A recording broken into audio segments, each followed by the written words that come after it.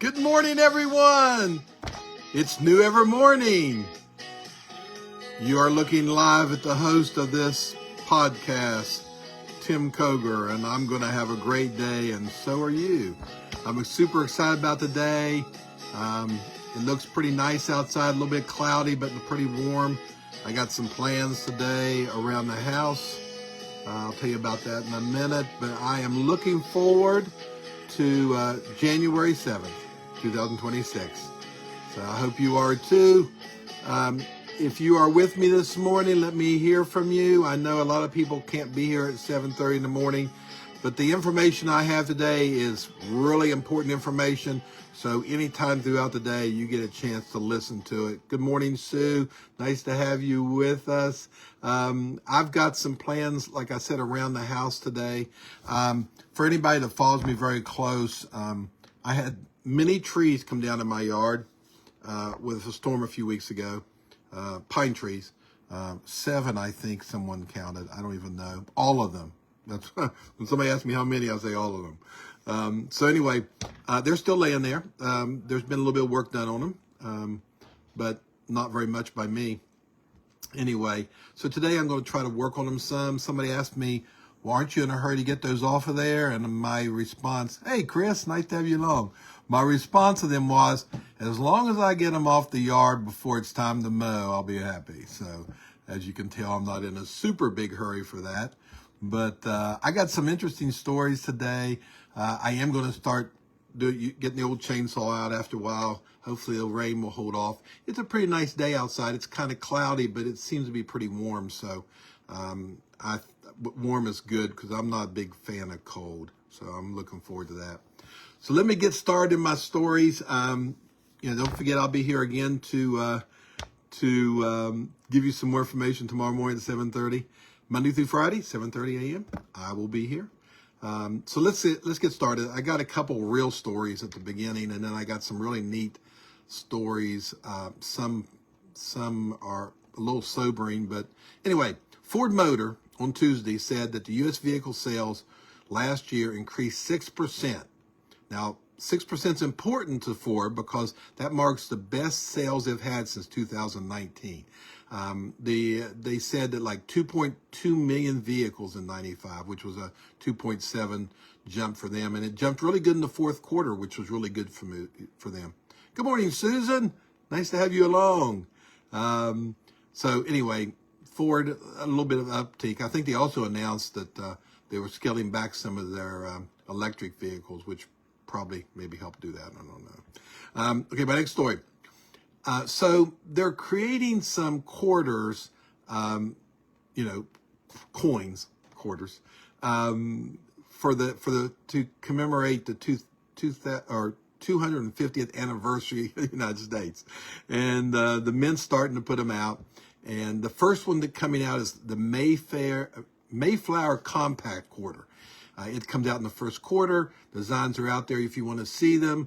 They're going to be coming out pretty soon. I think, let me read this, circulating starting January 5th. Now, the other quarters, they're doing 5, I think. Some of the other quarters are the Revolutionary War Quarter, the Declaration of Independence Quarter, the U.S. Constitution Quarter, and the Gettysburg Address Quarter. They're all coming out this year. If you want to purchase those, you can go straightly to the U.S. Mint's website. Like I said, I think the first one's coming out real soon, probably already out maybe, available. And the other ones will be coming out throughout the year. 250 years old. Who would have thought we would have made it? What the United States was something that the world had never seen. That, we put God as the head of our country from the beginning. Because of that, it has flourished. So next story, I got some interesting stories here that I find interesting, and I hope you do too.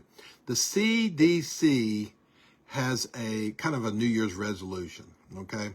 That's what I would call it. They're updating the childhood vaccine schedules. Now, this has been in the news big time, but a lot of times it's kind of not reported correctly, I think.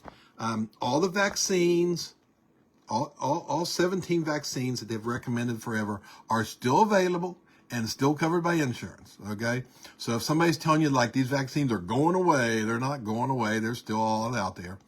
But, there were changes announced on Monday, and they're reducing the number of recommended childhood vaccines from 17 to 11. Okay. This is only recommendations. They of course, high risk groups, are a little bit different in the recommendations. And, what I do, I encourage parents to talk to their, healthcare provider, talk to them about what is right and wrong. Because I will tell you, I saw the list of the ones that they got rid of, and some of those things little kids don't need. They just don't need. And so, but that's up to you and your provider, and everything's still available. Everything's covered by insurance. Don't worry. Nothing's been taken away from you. Their recommendations have just changed. Okay. So if you're all up in arms about this, just relax. Okay. It's okay. So who knows what PFAS chemicals are out there? I did not know. Now you may know them by their slang name, forever chemicals. That's what a lot of people call them, forever chemicals. Why? Because they last forever. Now, some of the I would call sobering facts is that they are found in 98% of U.S. water that's been tested. Now, there's no doubt that technology advances are happening. They're part of our life. And these type of things have helped, like leak-proof containers, water-resistant clothing, non-stick cookware. They're all in all those kind of things. And those things have made our life easier. However, as you know and as I know, it seems like when inventions come, especially if they're too good to be true, there's always a downside. The side effects of forever chemicals are a little bit concerning to me. So let me give you some information on this. PFAS is a class of toxic chemicals widely used in everyday products like things I mentioned, cookware, drinking water, agricultural stuff, food packaging, all kinds of places. Now, these forever chemicals seem to persist in our environment and in the human body, unfortunately. So they've been linked to serious health risks. Are you ready? Now, these things are out there, okay? They're out there in our society today. They've been linked to cancer, reproductive harm, immune system disruptions, all those things. And now the good news of this whole story is there seems to be, the government, and there's been some small changes, and they're finding that that these things are going down in blood tests. They're declining right now in the country because there has been some things done. But I don't think there's been enough done. And I don't think there's been enough talk about these things. So once again, PFAS, look it up. It's still out there, and we need to continue, in my opinion, to limit or do away with these. But what do you think? What do you think? Check it out. Do your own research. So my next story is MIT, the college, the big college, the place that really intelligent people go. They are reporting AI sensors open new paths for early cancer detection. Let me tell you about this. The nanoparticles coated with a molecule sensor could be used to develop at-home tests for many types of cancer. Detecting cancer, of course, if you detect it early in the process, the chance of dramatically better for reducing the deaths, and it's just easier to treat in the early stages. And so many cancers are not caught, from early detection. If there's an at-home test you can do, I think a lot more people would do those than they don't want to have to drag onto the hospital and drag onto the doctor's office and go through all that. They could do it in home. Now, to help achieve this goal, MIT, along with Microsoft researchers, have used artificial intelligence to design these sensors for early detection. I'm pretty excited about that. So I really blew through my stories today.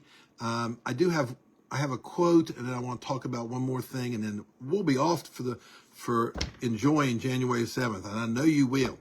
Okay, this is from John Wesley, and if you don't know who John Wesley is, he was he was the founder of the Methodist Church in England, and he's just a famous person, theologian, and he helped set up churches all over the United States in the early years. Anyway, this is his quote: "The church changes the world not by making converts, but by making disciples." Now, what's the difference between a convert and a disciple? Well, I looked it up on Webster to see what he said. Convert is to bring over from one belief, view, or party to another. So a convert is changing someone over. As a Christian perspective, a convert would be someone that goes from not believing in Christ to accepting Christ. That would be a convert. Now, a disciple, Webster says, is one who accepts and assists in spreading the doctrine of another. So the difference is the assist. Once you accept it, being a convert, then you assist in spreading the word. And that's why, Jesus spent all his time with his disciples. He was sharing with them. He was training them to do what he was doing after he left, to spread the word of who he was and what he had done for us. And that's a disciple. And so, I'm a Christian, and I'm certainly a convert, and I try my best to be a disciple. And so, my job is not only follow Jesus, but tell people about him. That's what a disciple does. And that's what I feel that I am. And so, you as a Christian, if you are a Christian, you have to make a decision if you're just going to be a convert, or you're going to be a disciple. Are you going to just, sit in the pews at church and sing and feel good, and that's great, and go home? Or are you going to tell people about Jesus? That's what a disciple does. He tells people about what Jesus has done for him. So today, all you Christians out there, you have to decide if you're going to be a convert or a disciple. I choose disciple. You guys have a great, blessed day. See you tomorrow morning.